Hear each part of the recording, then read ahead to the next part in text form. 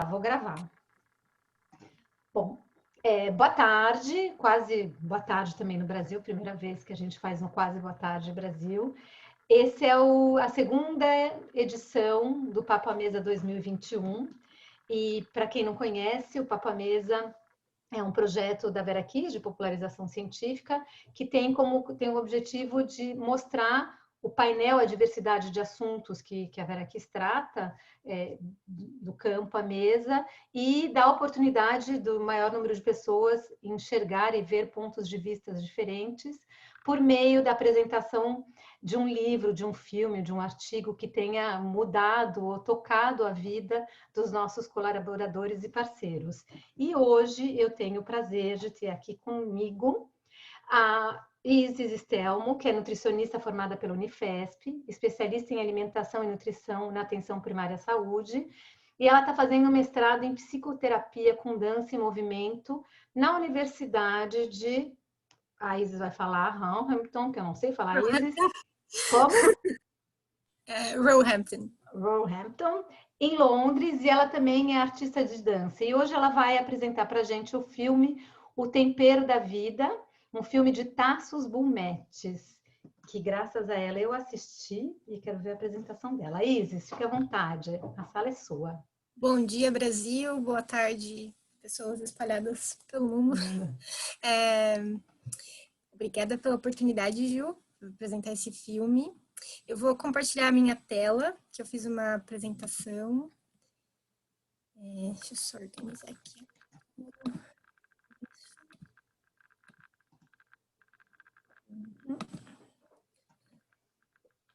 Vocês conseguem ver? Sim. Deixa eu só organizar tudinho aqui. Esperar a boa vontade do computador, que às vezes... Então, esse é o Papo à Mesa, um dos projetos do Vera Kiss Online. Hoje eu vou apresentar o filme O Tempero da Vida, que é um filme que eu assisti já algumas vezes, principalmente quando eu estava na minha época de graduação em nutrição. Foi um filme que tocou muito na época, só que algumas coisas, né, elas acabam ressoando nas nossas vidas depois de um tempo, né, e isso me faz lembrar dos processos da vida. Então, é um filme que eu assisti a primeira vez faz uns 10 anos, só que ele ainda ecoa e ressoa muito na minha vida, assim. Então, eu sugeri para a Ju, para a gente apresentar para as pessoas que ainda não conhecem, e é um filme que vale muito a pena a gente assistir, porque ele traz muitas reflexões. Então, assim, a ideia do Papo à Mesa é organizar uma biblioteca digital com recursos para a formação dos profissionais da saúde, né, da área de alimentos e alimentação.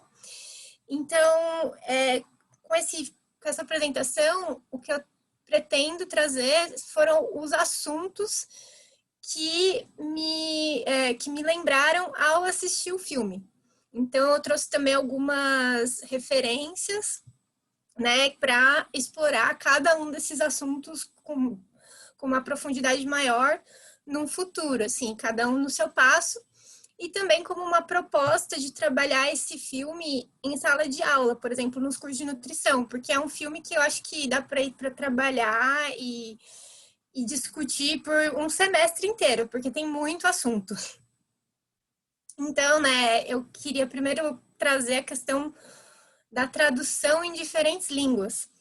Né, o título original, ele na verdade é um jogo de palavras em grego, que é o politik kodzina, não sei falar grego, mas que significa cozinha da cidade ou cozinha política.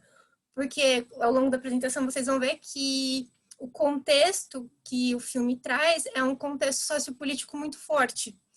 Né? E aí, nas traduções, tanto em inglês, português e espanhol, ele traz uma romantização desse título, né? Que chama Um Toque de Canela, ou A Touch of Spice, que é um toque de tempero em inglês, e O Tempero da Vida em português. E eu tenho a minha hipótese de que essa tradução foi feita dessa forma, porque, por exemplo, no Brasil, eu sinto que as pessoas são um pouco avessas a palavra política. As pessoas pensam que a política é uma coisa separada da vida delas, né? E então, assim, imagina, se fosse no Brasil chamar um filme Cozinha Política, acredito que quase ninguém iria assistir esse filme. Então, assim, só para trazer essa reflexão sobre qual é o contexto também que essas traduções podem ser feitas, né? Então, o contexto do filme conta a história de um menino que chama Fanis, que ele é grego e passou a infância dele em Istambul. Ele gostava muito de cozinhar e ele passou muito bem próximo ao avô dele, que era um mentor, um filósofo, e tinha essa loja de temperos e especiarias. E aí ele ensinou várias coisas para o Fanis, né? Tem uma parte que ele fala que, por exemplo, as mulheres são como canela, são amargas e doces ao mesmo tempo. E aí também alguns ensinamentos que ele fala, se você quiser, né, dar uma aquecida num jantar, você coloca canela na carne, aí começa a discussão. Então, assim, ele dá vários ensinamentos. Ele também fala sobre a questão do sal, que todo mundo precisa um pouquinho de sal, né? E, enfim. E aí isso me traz, né, um dos primeiros temas que a gente pode trabalhar a partir desse filme, que são as memórias alimentares. Né? Desde a infância a gente vai construindo essas memórias, sejam elas boas ou ruins, e vão interferir no como a gente vai comer na vida adulta. Né? E também traz a questão da alimentação como um fenômeno complexo, e também convida a gente também a trabalhar, né, quando a gente está na área clínica, com as narrativas de história de vida, para entender aquele paciente adulto que a gente está tratando, né, no consultório ou num grupo, qual é a história de vida dessa pessoa com a comida, né? Quais são as memórias que essa pessoa tem em relação à comida? Né? E aí eu trouxe uma referência aqui para vocês, que é esse texto Com o Sabor da Infância, e nessa referência tem outros 3 artigos que dá para pegar depois. Né? Eu acho que também, a partir dessa parte do filme que fala sobre os temperos e tudo mais, a gente pode trabalhar a questão de como combinar esses temperos em nutrição e preparo dos alimentos, quando a gente vai para o laboratório, e combinar o que com o que. E aí me lembrou também nessas 2 referências, né, na cozinha com as frutas, legumes e verduras, do Ministério da Saúde, e esse livro do Senac, que chama Sabores Perigosos, que conta a história das especiarias. Então, como as especiarias foram espalhadas pelo mundo, né, quem usava, para que usava. Então, acho que também é uma oportunidade para a gente explorar esses temperos na cozinha. Eu lembro que eu e minha amiga, quando a gente assistiu esse filme, a gente estava ainda na faculdade de nutrição, e a gente passava muito tempo juntas, tal, e a gente falou assim, ai, nunca comemos almôndega com canela. E tem uma parte do filme que tem almôndega com canela, e aí nós fizemos a almôndega com canela, viu que dava certo e tudo mais. Então, é uma oportunidade, assim, foi muito interessante. Essa é uma das cenas do filme também que eu acho que é uma das cenas mais fofas, que são os amigos do avô, do Fanis, mostrando como que eles escolhiam os alimentos, né? Então, eles ouvem, eles cheiram, e aí também me lembra de como a gente também estabelece essa relação com os alimentos no contexto que a gente vive. Porque, por exemplo, no Brasil, é muito comum a gente tocar na feira, tocar a fruta, né, botar a mão. Aí, aqui na Europa, isso já não é muito bem visto. Aqui, eu moro em Londres. Aqui e na Irlanda, geralmente as verduras e os legumes já vêm tudo com uma cobertura plástica, então para você já não encostar mesmo. E na Itália, você precisa colocar uma luvinha em alguns supermercados para escolher. E também na França, né, quando eu fui, você só pode olhar de longe, se tocar tem que levar.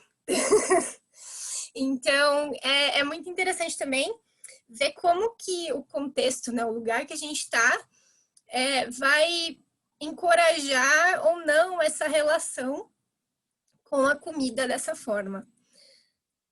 mais sinestésica. Então, o contexto que o filme também traz foi um conflito que aconteceu em Istambul. E, na verdade, estava lendo sobre esse conflito. Tinha vários gregos morando em Istambul na época, em 1955. E aí teve um atentado terrorista, que foi uma bomba que foi implantada. Acusaram alguém que era grego, da comunidade grega, só que quando foram ver, foi um golpe, foi uma pessoa da Turquia mesmo que tinha implantado essa bomba para culpar os gregos, mas aí já estava tudo, já tinha estragado tudo, então várias pessoas da Grécia foram deportadas, e aí no filme a família do Fanes foi deportada para a Grécia, só que o avô, que não tinha dupla cidadania, acho que ele só tinha cidadania turca, ele ficou. E aí, né, me lembra também como os eventos sociopolíticos, e faltou um P aqui, podem afetar a nossa alimentação, né? Então, conflitos, desastres naturais e como a gente está vivendo hoje em dia, né? Como a pandemia também afetou muito a alimentação de várias pessoas, né? Pessoas tentando aprender a cozinhar, pessoas que dependeram muito mais de delivery, enfim, pessoas que ficaram sem comer, né? Em vários contextos. E aí, também me lembro de outros conflitos recentes, né, como a guerra na Síria, os conflitos no continente africano, né, os refugiados, e isso, né, resulta em ter pessoas refugiadas fugindo desses conflitos, tentando uma vida melhor em outros países, e aí também várias camadas, né, de preconceito, racismo, xenofobia. Aqui no Reino Unido e na Irlanda, no Reino Unido eles já estão começando a fechar, mas na Irlanda ainda tem várias direct provisions, que é como se fossem campos de concentração de refugiados, e eles vivem na Irlanda com 40 euros, né? Então a gente se pergunta, como que você vive com 40 euros? Né? O que você vai comer com isso? Né? Então, como todos esses conflitos, essas mudanças, me lembra também, assim, de falar dos padrões alimentares, porque essas pessoas que moravam na Síria ou nos países da África mudam para outros países, ou até para o Brasil mesmo, né? E aí é um outro padrão alimentar, né? Como que você se acostuma com isso? Né? Como que você muda seu padrão alimentar? Como que você combina o que vem com você, a sua bagagem, e como você adapta para esse país novo? Né? E aí me lembra da gente também trabalhar o Guia Alimentar para a População Brasileira, um dos guias, né? Que a gente pode trabalhar, que a gente pode focar no Brasil, mas tem os guias também, tem o guia do Reino Unido, tem o guia agora da Irlanda, a gente pode fazer essa comparação de guias alimentares, sempre pensando que não existe um padrão alimentar perfeito, né? E o que a gente pode pegar a gente que é imigrante, né? Eu, pelo menos, o que eu posso pegar de melhor de cada padrão alimentar, né? Eu trouxe também aqui um artigo que são as representações da comida síria por refugiados sírios em São Paulo, porque às vezes a gente pensa que no Brasil não tem muito disso, mas tem uma comunidade bem expressiva de imigrantes, sejam refugiados ou não, de vários lugares, né? E teve um vídeo até que eu vi, são imigrantes da Angola falando assim, quem nunca foi imigrante, recomendo. Que às vezes no Brasil a gente pensa, tá tudo bem, a gente é super receptivo e tal, mas assim, só quando a gente vira imigrante mesmo em outro país, a gente percebe essas relações de poder que acontecem, e acontecem também no nosso próprio país, né? E aí eu trouxe também outra referência aqui das mulheres imigrantes e avaliações nutricionais e intervenções dietéticas, e o livro do Máximo Montanari, Comida como Cultura. Aí essa foto sou eu, na Irlanda, porque eu também pensei em falar um pouco de mim, dos meus padrões alimentares, né? Porque agora eu acho que eu não tenho só um. Eu nasci no Brasil, cresci no Brasil. No Brasil também mudei de cidade, e a gente percebe, né? E quando a gente viaja, vai para outro estado e tal, a gente vê que no Brasil não é só um padrão alimentar, né? Não é só o arroz com feijão, a gente vê que temos vários padrões alimentares dentro do nosso próprio país. E aí eu mudei para a Irlanda, acabei incorporando outros alimentos que não faziam parte do meu padrão alimentar brasileiro. Aí depois eu fui morar na Itália por um tempo, e também adotei o padrão alimentar italiano, né? E aí, às vezes as pessoas falam mal do carboidrato e tal, mas assim, quando você entende como é o padrão alimentar daquele lugar, como diria o Carlos Monteiro, assim, se você segue a forma tradicional de comer, é muito provável que dê certo, né? Então, estava na Itália, eles comem massa, eles comem muitos vegetais, eles têm fruta, né? Eles têm várias coisas. Então, não é só pizza e massa. Então, a gente acaba incorporando outras coisas também. E aí, mudei aqui para o UK, para Londres. E aqui tem uma influência muito grande da Índia, dos países asiáticos de forma geral. E acabei incorporando assim curry, que era um negócio que eu, meu Deus, não gosto. Mas acabei aprendendo a fazer o meu e acabei aprendendo a gostar e incorporei também na minha alimentação. Mas assim, o que eu também queria trazer, né, que quando a gente emigra, quando a gente vira imigrante também, a gente acaba passando por todas essas transformações e sendo afetado por essas questões sociopolíticas também. No meu caso, foi uma escolha eu ser imigrante, mas eu imagino como que é, por uma questão de conflito, de guerra, virar um refugiado ou ter que mudar, fugir por conta de uma guerra no seu próprio país ou na sua casa, né? E aí, uma outra coisa que o filme traz é a questão do gênero na cozinha muito forte, né? Porque por conta do Fanny ele gostar muito de passar tempo com as tias, com a mãe, com as mulheres na cozinha, aprendendo a usar aqueles temperos que o avô dele sempre falava para ele. Ele gostava de observar as pessoas cozinhando. E na família dele, quem acabava cozinhando mais eram as mulheres, né? Também pela época que na infância dele era a década de 50, 60. Então, isso ainda era muito forte, né?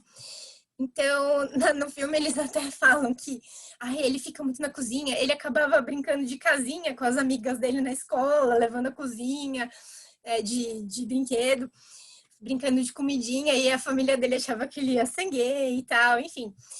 Então, uma outra coisa que a gente pode trabalhar, né, é um dos temas que surge, né, essa coisa de mulher em casa, só que aí também, quando a gente vê os chefes famosos, eles são o quê, né? Eles são geralmente homens.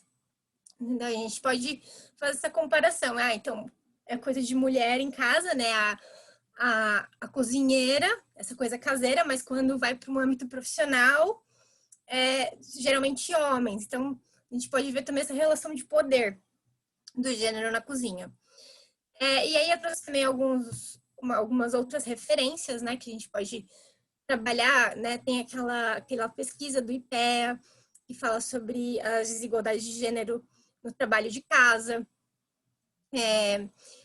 estratégias para mulheres obesas que têm low income, que é um pouco de dinheiro, eu não consigo traduzir agora, mas como que elas vivem, práticas alimentares e hábitos de mães, também, e reconceituar o poder e o gênero e as subjetividades no trabalho doméstico. E também a gente pode falar sobre as habilidades culinárias e tentar quebrar essas questões de gênero, porque todo mundo se beneficia quando sabe cozinhar e usar os alimentos, né? É uma forma de libertação quando não quando não se torna uma obrigação, né? Que você tem que cozinhar, senão alguém na sua casa vai ficar muito bravo, né? Que às vezes essas relações de poder acontecem, né? Tem algumas pesquisas também feitas com mulheres no Acre que elas falam se eu não cozinhar tal coisa, meu marido me bate. Então, né? Como que a gente quebra essas relações de poder também na cozinha.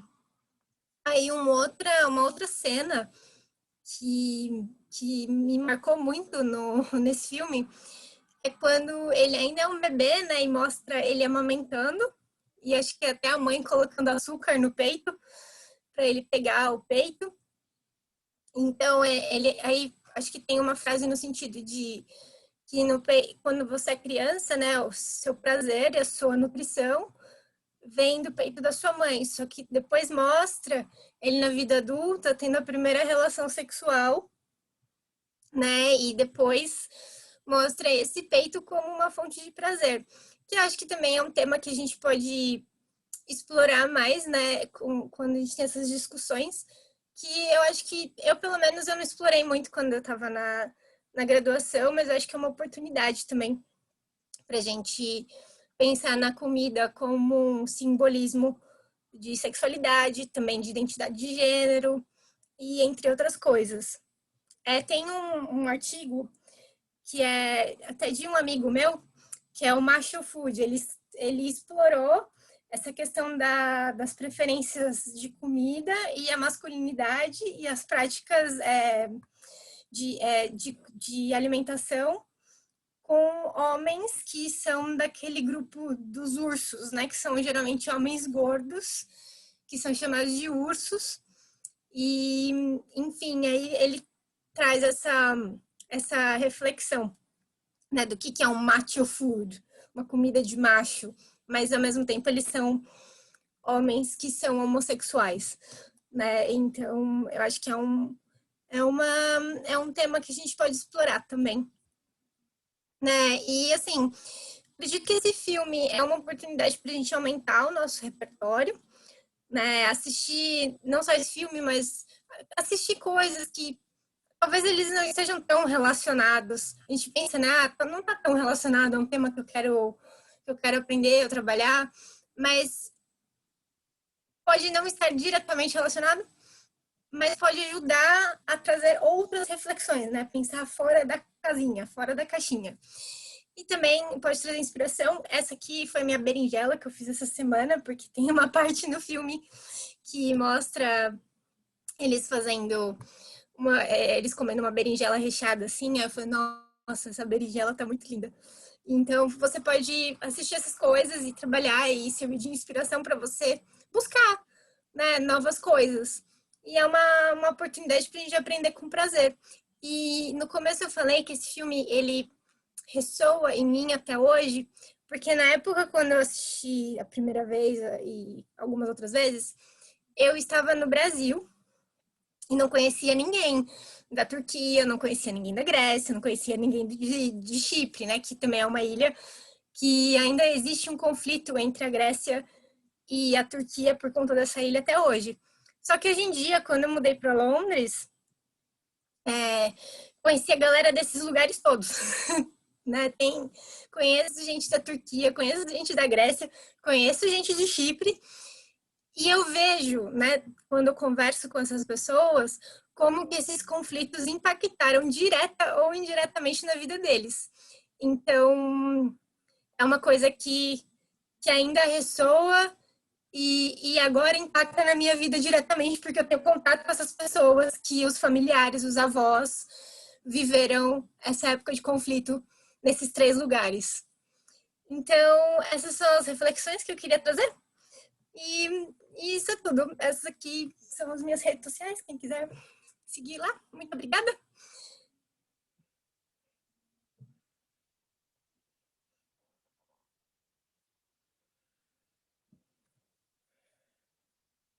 Tá no mundo, Ju. Pronto. Isis, é maravilhoso, né? Assim, eu gosto muito, né, desse papo à mesa, porque, como eu falei, é o ponto de vista e a visão de cada um. Acho que você abordou. Acho que você fez um apanhado de muitos aspectos da alimentação, muito interessantes, muito, muito legais mesmo.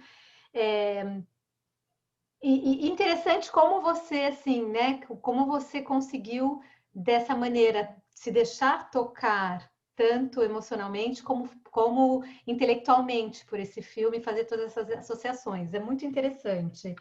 E aí eu ia fazer os comentários, aí depois aproveito que a gente está em Petit Comité, que a Márcia comente, a Miriam e o Edivan, se quiser também, já que estamos em Petit Comité.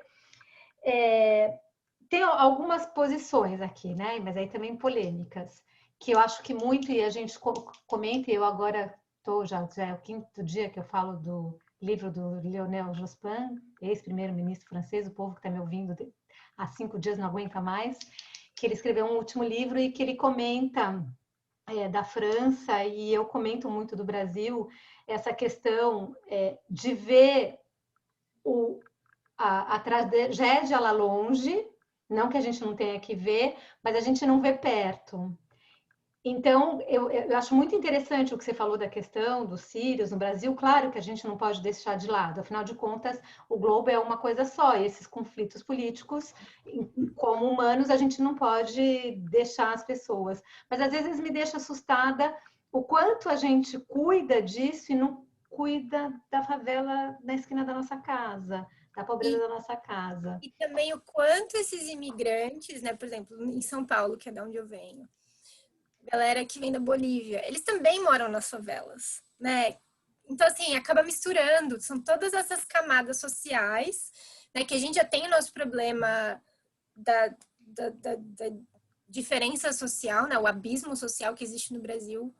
E aí ainda vem esses imigrantes e compõem mais ainda essa parte da sociedade que é muito vulnerável, né? E aí assim, negligenciada, né? Vulnerável e negligenciada. negligenciada, né? Estigmatizada. Uhum. Então, assim, eu acho interessante, né? Eu acho interessante, mas essa questão do prestar, né, atenção, eu acho interessante essa questão que você falou da mudança do padrão alimentar, e acho que o Brasil, talvez a gente não tenha muita noção, eu acho que as pessoas que têm noção foram os emigrantes mesmo, né, nossos avós, bisavós, ou os imigrantes do Nordeste que foram para o Sudeste, que é realmente uma mudança e é sofrido, né? É um desapego dolorido. Você como imigrante, eu como imigrante, é dolorido. É dolorido e você deve ver aí, né, na Inglaterra, na Irlanda, na Itália, que os imigrantes brasileiros ainda procuram arroz e feijão, porque é, é, é o que eles têm de seguro, de identidade, é uma identidade, porque quando a gente migra, a gente não é mais ninguém, socialmente falando, você perde o seu status social completo. Quando você vai falar com alguém, a pessoa canta uma música de infância que não é a sua, você canta a sua música de infância, opa, quando a gente vai em festa, que todo mundo começa a dançar com aquela música que a gente nunca ouviu, a gente se olha assim. Então, a comida é uma identidade fácil de transportar.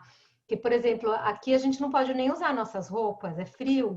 Não dá nem para usar o sapato, porque tem que proteger do frio. Então, é uma identidade muito importante e é uma. Não está vindo a palavra também, é uma déchirure, é um rasgo emocional, né? Fica um trauma. E é muito interessante você falar, e o filme mostra muito isso através da comida mesmo, daquele avô inteligentíssimo, aquele avô.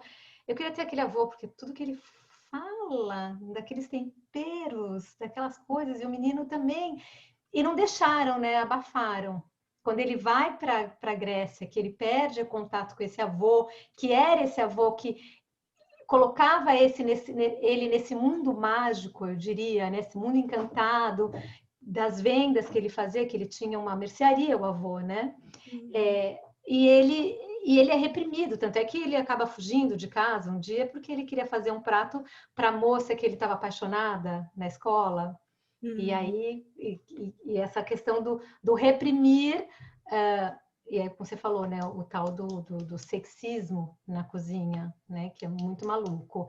Agora eu venho te perguntar uma coisa, aí depois eu estou falando tanta coisa, mas depois você fala e todo mundo que está aqui, por favor.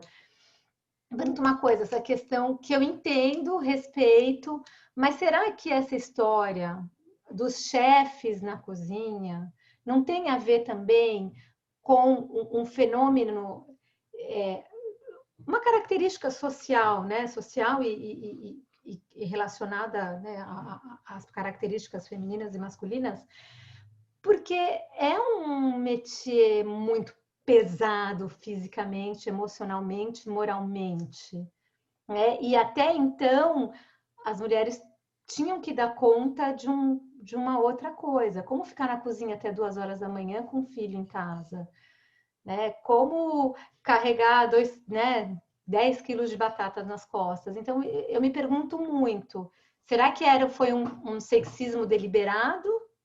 E que hoje, claro, talvez por medo de perder esse espaço, os homens segurem isso, mas será que não foi um contexto mesmo social que fez com que a mulher ficasse longe? A mesma coisa que a mulher na obra civil. Você não vê mulher levantando o muro, quase, né? Na ordem deve ter, mas você não vê a mulher construindo um prédio. Olha, até ver, né? Mas eu acho que quando a gente pensa na questão na questão patriarcal, né? É uma coisa muito antiga, porque se a gente lê, né, esses livros como a História da Alimentação e vê quem que era o cozinheiro do rei, você vê muito figuras masculinas. Mas assim, eles não carregavam peso de nada, né? Quem carregava eram os servos, né? Então acho que assim, acho que também é muito como as coisas acabaram sendo organizadas. Se organizar direitinho, ninguém machuca as costas, eu acho assim. Eu Dá não sei pra... porque assim o estatuto de chefe adquirido por um diploma é brasileiro, não sei comparando com a Europa. O estatuto de chefe de cozinha, porque na verdade o chefe é o que vai mandar em todo mundo, né? Que vai dar Uhum. ordem. Ele é adquirido pela prática. Então, quando você começa, que você é o tal do apprenti O aprendiz, chefe, come chefe. é o aprendiz, né? Aquele lá embaixo que vai lavar louça, carregar saco de batata, descascar camarão e etc. É fisicamente. Eu não estou falando, né, gente, não estou falando que a mulher não seja capaz disso. É que é fisicamente pesado mesmo. Então, Uhum. será que foi proposital?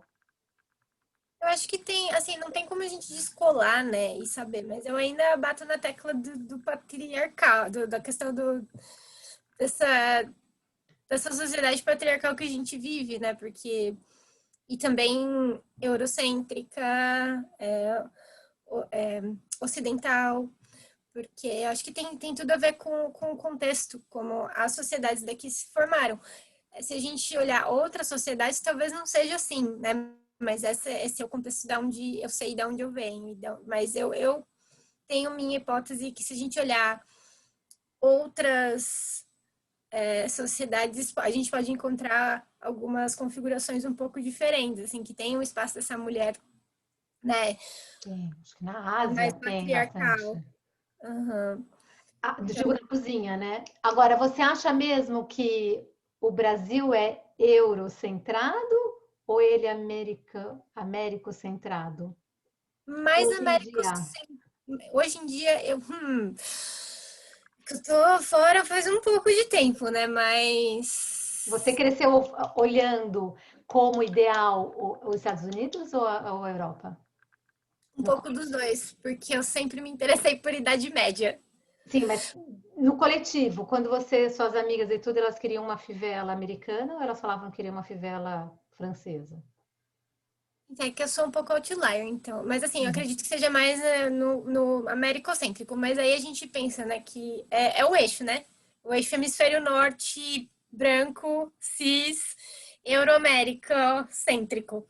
Eu acho que tem um pouco da mistura dos dois. Claro que a gente sofre um pouco mais acho que dessa influência dos Estados Unidos, porque é o que é a propaganda que a gente vê na TV, né? As bandas que a gente vê são geralmente dos Estados Unidos, as referências, e assim, os Estados Unidos, querendo ou não, é uma potência. Mas, por exemplo, na Irlanda acontece alguma coisa parecida, porque eles têm muito mais influência dos Estados Unidos do que, por exemplo, do UK ou dos outros países daqui da Europa. E eu acho muito interessante, porque também acho que depende do estado que você vai, né, no Brasil, da onde que teve imigração do quê? Que São Paulo, né, imigração massiva que veio da Itália. Aí você vai para o Japonês, sul, a coreano. galera da Ucrânia. Enfim, é aquela mistura. Então, apesar da gente ter essa influência maior, talvez dos Estados Unidos, eu acho que agora hoje em dia deve estar até um pouco mais misturado, porque eu vejo muita influência daqui do UK mesmo, indo para o Brasil, hoje em dia. Sim, sim, as coisas mudaram bastante, melhoraram bastante. A outra coisa que você falou também de aumentar o repertório, né? Eu acho interessante, mas queria te perguntar assim, e depois queria que mais alguém, né, falasse alguma coisa. Você não acha também que isso é um pouco teu? Você acha que as pessoas assistem um filme e vão ter vontade tirando a Ali McBeal, que me dá vontade de tomar café e eu detesto café, mas será que as pessoas têm essa predisposição? Você acha que... Pode ser que sim, pode ser que não. Depende, acho que também vai muito da questão do contexto, né? Eu tive meu contexto na cozinha muito parecido com o Fanny's, minha avó e minha mãe, que me ensinaram a cozinhar, deixavam lá com um banquinho, em pé no banquinho, perto da pia, elas cozinhando, misturando bolo. Então, e aí eu acabei trilhando esse caminho, indo para nutrição, que eu acho uma área fantástica, né? Essa parte mais sociocultural da nutrição, mas isso é a minha história, né? Então, mas pode ser que outras pessoas que estejam na área de alimentos tenham uma história similar à minha. Então é mais, na verdade, um convite, né? E é um convite também para fazer alguma coisa diferente, ainda mais esse contexto, né? Todo mundo em casa, lockdown ou não, né? Mas a gente, nesse contexto da pandemia, acho que também é um convite para a gente testar alguma coisa nova, né? Não com um peso de, ai, precisa, tem que, mas assim, é mais um convite. Eu não sei dessa sensibilidade, assim, eu acho super legal e às vezes vejo alguns filmes que me dão vontade também, né? Ainda mais os coreanos e japoneses que me dão vontade, cada coisa maravilhosa que, horrorosas, mas maravilhosa que eles fazem. Mas falando, assim, comentando com você, eu venho de um outro contexto, eu era tirada da cozinha porque eu não podia atrapalhar a cozinheira, não podia chegar perto. Então eu fui aprender a cozinhar sozinha e lembrando da minha avó, assim, de memória, depois que eu casei. Então, é interessante, né? E a gente também vai entrar agora nos meandros da escolha dessa faculdade, né? Eu escolhi por motivos completamente diferentes, mas é interessante. Acho interessante colocar, mas assim, como você deixou bem claro, né? Você está fazendo um chamado para profissionais da área de nutrição usarem esse filme para um chamado, né? Para um incentivo, um starter de ensino. Então, dali a gente pode pegar muita coisa.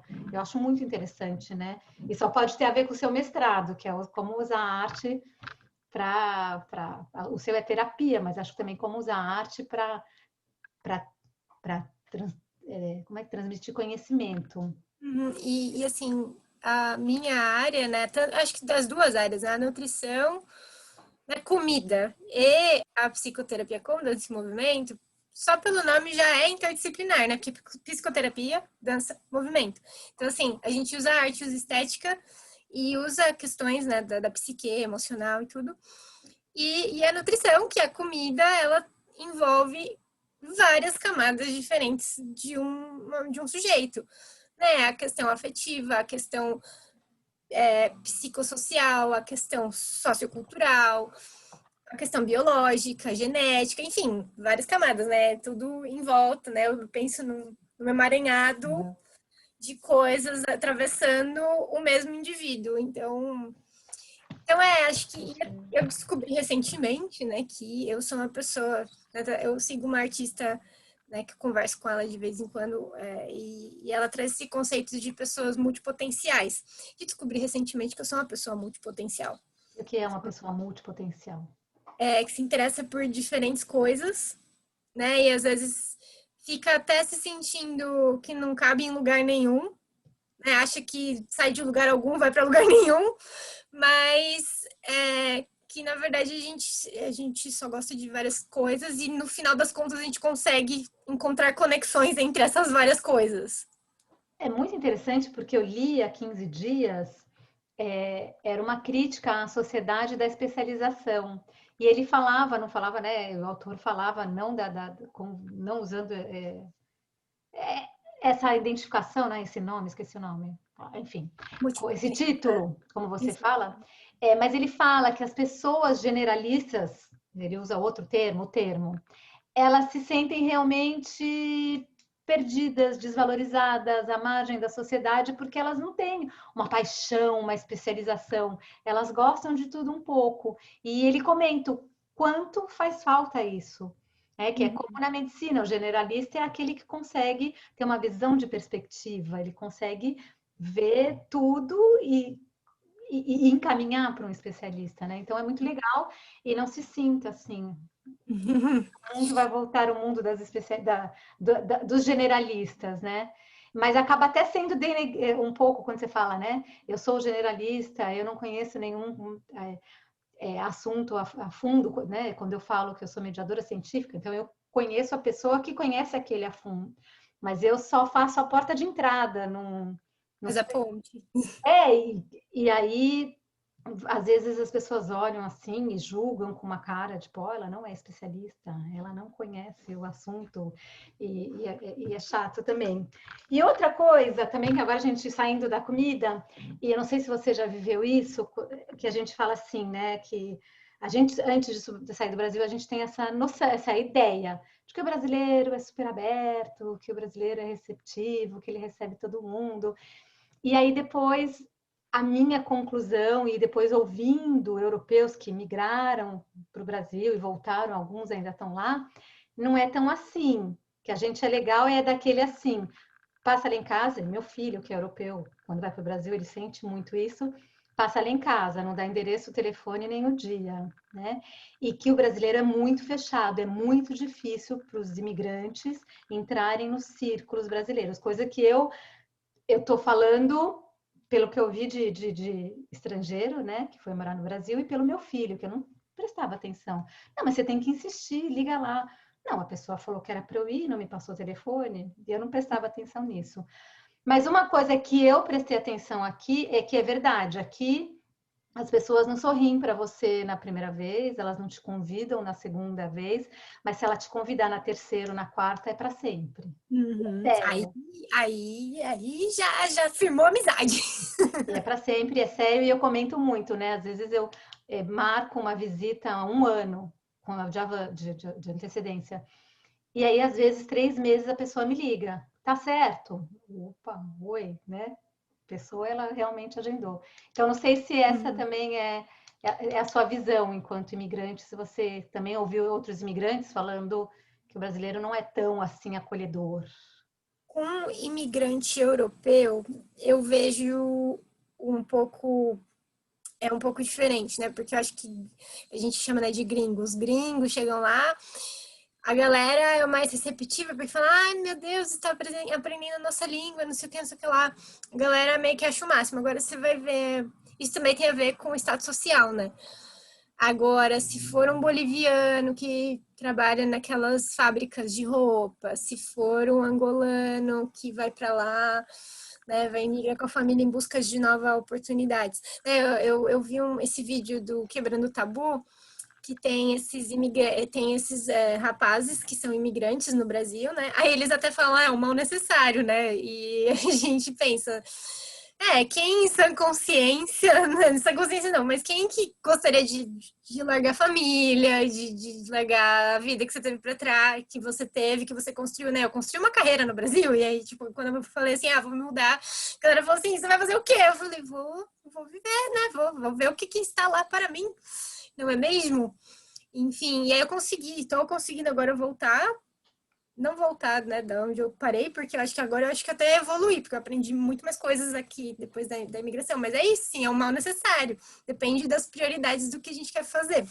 Mas eu acho que assim, quem é imigrante, Não esquece que para não você foi uma escolha é, necessária. Tem gente que não tem exatamente, escolha.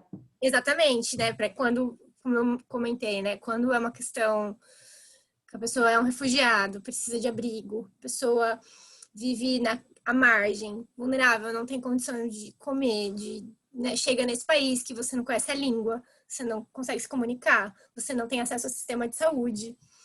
né? É completamente diferente. Aí você não tem suporte, não tem aquele support network, não tem rede de apoio. Então, eu acho que em qualquer lugar chega nessas condições, não importa se é Brasil, se é Estados Unidos, acho que, assim, em todos os lugares, essas pessoas vão ter alguma dificuldade. Sim, Sim. o imigrante tem de qualquer jeito. Esse que vem nessas Uhum, condições tem de qualquer jeito. Mas quando eu comentava, eram expatriados com altos cargos e que não conseguiram entrar na comunidade.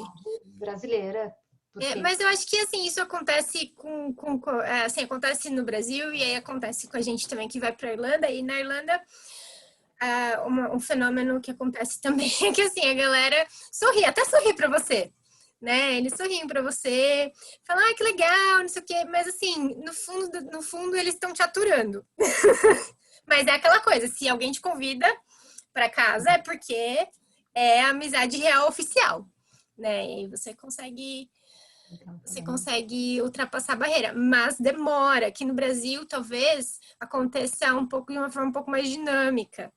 Mas na Irlanda, eu acho que também o ritmo é devagar. Então, você tem que. Brasileiro é mais afobado, eu acho. Que a gente chega lá, ah, não sei o quê. E aí, e lá a galera Mas é não mais. dá o endereço nem o telefone. Mas também assim.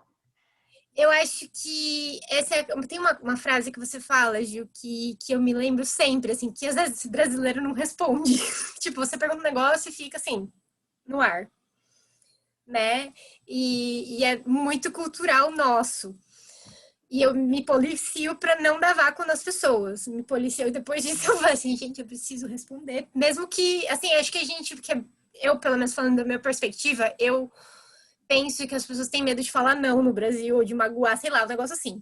Tem. É que o Mas brasileiro não aqui, sabe. O brasileiro, gente, não é todo, mas de uma maneira é, geral, a nossa cultura não não facilita o não. O não não, é a fácil. galera se dói, né? Eu penso um pouco assim. Mas aqui, depois que eu mudei, a galera, assim, arranca o band-aid de uma vez, né? Já fala na cara, assim, às vezes com aquela delicadeza E de. dói. Pra gente que é brasileiro, dói. Mas assim, a gente acaba imigrante, Desconfortável. é imigrante, já tá aqui, aprende. Então eu aprendi, né? A habilidade, a plasticidade. Eu ainda me dou. Vamos tentar. Eu me dou. Aí eu falei, a galera que está aqui veio para falar de alimentos e a gente está É. falando de imigração, que também faz parte, gente, que é muito interessante. É isso. Márcia, Edvan, Tatiana, vocês não querem fazer alguma pergunta? Porque a gente desviou aqui total. E, e assim, não sei se vocês querem falar, é que é tão rico esse filme. Você assistiu, Márcia?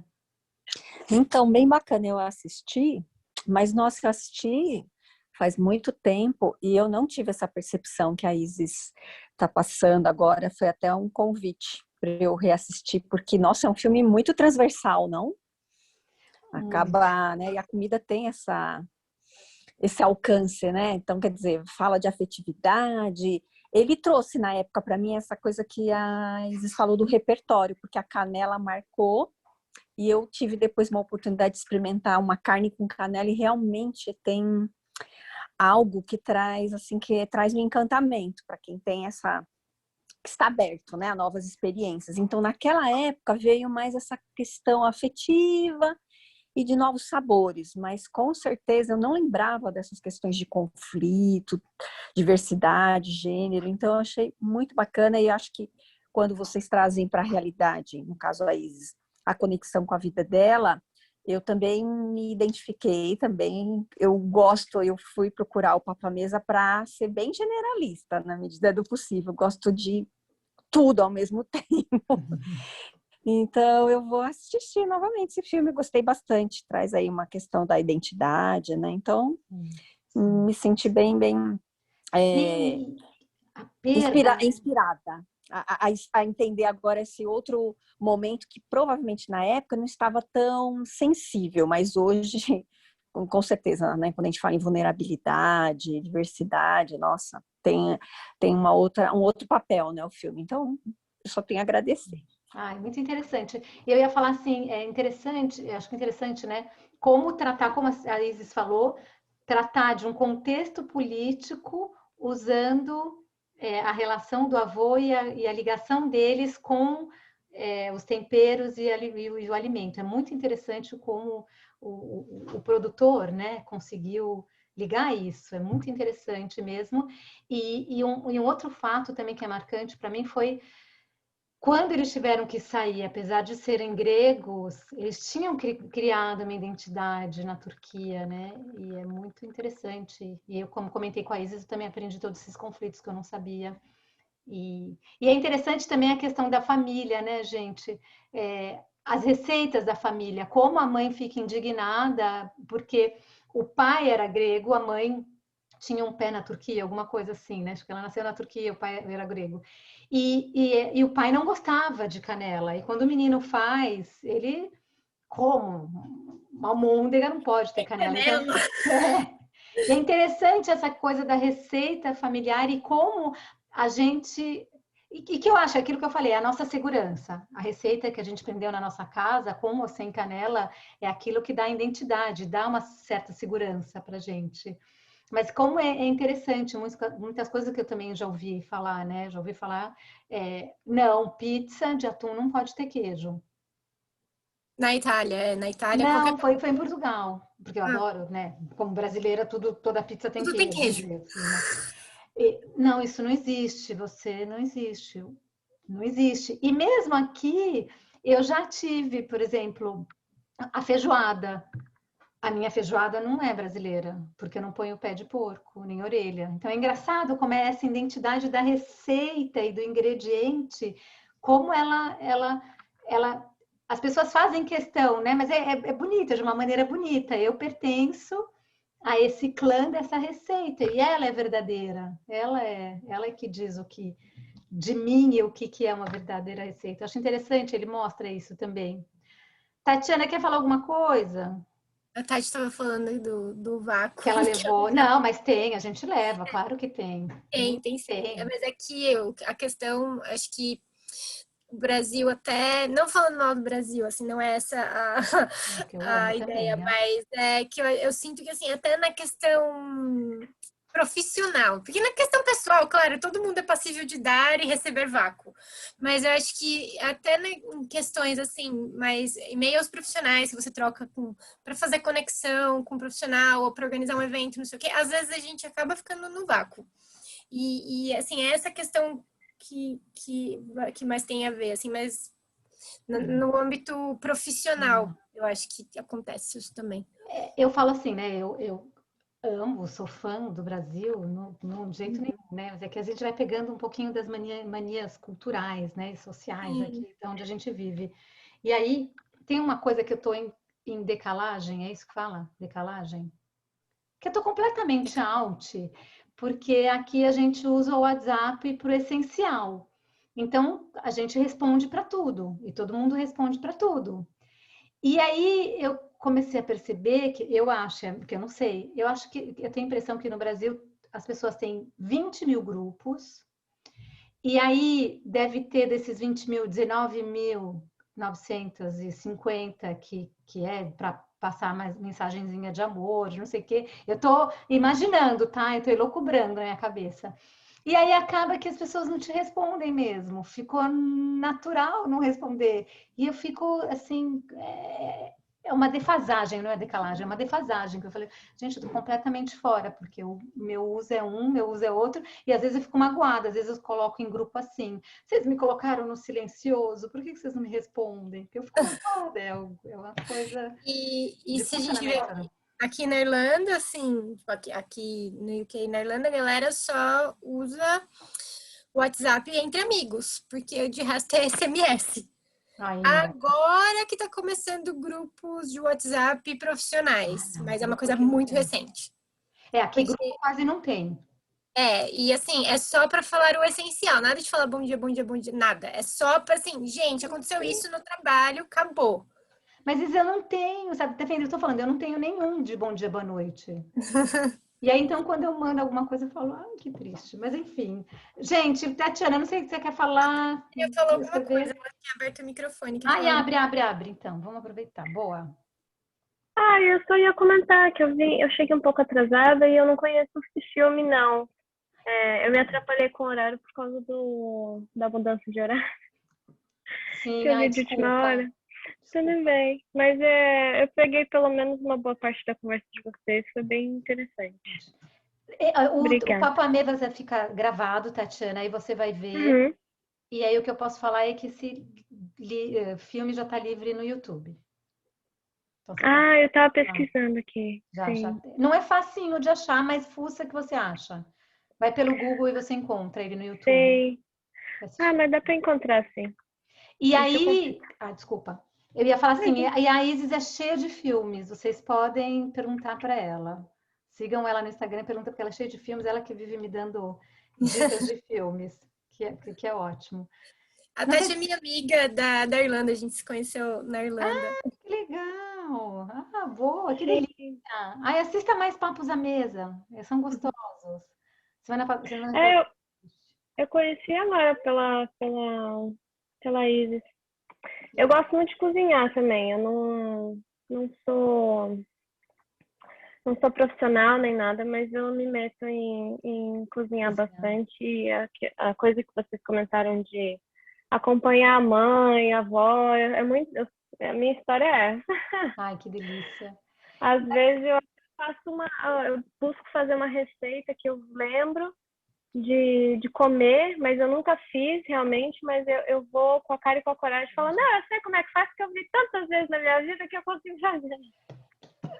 Você sabe que assim, minha mãe me tirou da cozinha, mas a minha avó era a nona, né? A nona que Hum, cozinhava e tudo. E quando eu quis fazer macarrão, que eu fazia quando meus filhos eram pequenos, que eu falei, eu tenho que transmitir isso, porque a gente fazia macarrão com a nona e carregava oh, para pôr para secar.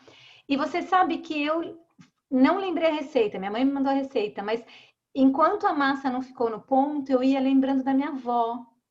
E oh, dela mexendo a massa, eu falei, ainda não tá na massa, ainda não tá no ponto. Aí põe um pouquinho mais de Essa farinha, um pouquinho de textura. água. Então, muito interessante, é legal, né? Essa memória culinária, né? Uma transmissão bem interessante. E assim, sim. pensando no que a gente estava falando da interdisciplinaridade, né? O quanto está no corpo. Eu agora estudando embodiment, né? Personificação, o quanto dessas coisas, assim, nossa memória também está no corpo, né? Então você Uhum. na textura, no toque, né? Então é uma coisa que está gravado não só na memória, na mente, mas é uma coisa que está gravada nos poros, né? No corpo todo. Verdade. E uma coisa assim que eu pergunto para meus filhos de vez em quando é assim: que comida minha vocês lembram? Porque eu quero que eles mais tarde lembrem, ai, né, a lasanha da minha mãe, ai, aquela coisa que é uma coisa que para mim foi importante, né? Como a massa da minha avó, da nona, a Hum. brachola da nona, e são coisas gostosas, são construções nossas gostosas, né? Gente, Uhum. Isis, acho que eu vou acabar. Não sei se alguém quer fazer alguma coisa, se você quer falar alguma coisa, Isis. Só queria terminar assim falando da questão da identidade, né? Que quando também a gente se muda e é imigrante, como no filme o Fanny, né, cresceu em Istambul, teve que ir para a Grécia, teve que reaprender a ser grego, né? E aí também a gente como imigrante sai do Brasil, vem para cá, né? Aí acaba pegando as manias, então assim, se eu voltar para o Brasil, eu não me sinto mais. Então, não é que eu me sinto brasileira, tenho orgulho de ser brasileira, mas eu acho que eu não conseguiria viver mais lá. Porque já eu gosto muito da forma de se viver daqui, né? Que é eu acho que cabe um pouco mais com o meu contexto, né? Com a minha história de vida, né? E isso é muito particular, né? Não é questão de ser, né? Para mim, esse é um lugar que combina mais comigo. Mas tem pessoas que vão falar, não, eu já vivi Vou essa embora. experiência de viver fora e volta para o Brasil, e tudo bem também, né? Eu quero só lembrar uma coisa, né? Porque talvez quem assista a gente talvez não tenha noção, porque às vezes a pessoa que vai embora e que tem uma outra visão de perspectiva do Brasil e faz algumas críticas, ou faz Uhum. algumas críticas daqui também, ou elogios daqui, elogios de lá. O Brasil é maravilhoso também, aqui é maravilhoso, mas aqui tem muito defeito, lá também tem muito Uhum. defeito. Mas só para falando, porque às vezes as pessoas acham a gente snob. Gente, É. atrás desse preferir aqui ou ali tem muita dor, tá? É. Queria lembrar, porque Ninguém vê os mop que a gente passa no chão. é o MOP, assim, e sair das suas raízes, por mais que talvez, como a Isis falou, ela está mais à vontade aqui, hoje em dia, é a Tatiana, que mora aqui também, deve sentir, é dolorido. Não é fácil, né? É uma dor. É os que eu falei também, acho que algum dia essa semana aqui. É uma dor de sentar, não sei se você já fez isso, e de sentar no chão do banheiro e chorar doendo o coração. Assim, acontecia bastante, né? Quando o primeiro ano da mudança, eu ficava me perguntando o que eu estou fazendo aqui. Mas assim, a gente lembra do que a gente vai fazer aqui, né? Sim, mas é dolorido, só vou falar dolorido. Continue agora falando então da sua identidade lá.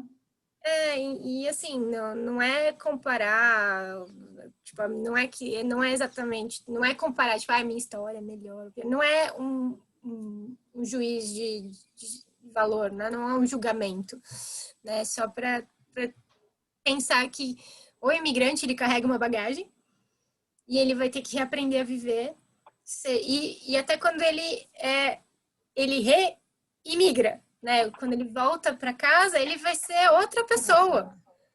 Então é só pensar nisso. É que o sol está me atacando aqui. Mais uma vez, eu falei para o meu orientador de doutorado, que é filósofo. E aí foi muito interessante, não sei se vai te ajudar, que eu falei para ele assim, puxa vida, eu não me sinto 100% aqui. Quando eu volto para o Brasil, não me sinto mais 100% lá. Eu acho que eu sou do meio do oceano. Ele falou que ótimo, você encontrou a sua identidade. Você é uma pessoa livre, porque a gente só é livre quando a gente não pertence a lugar nenhum.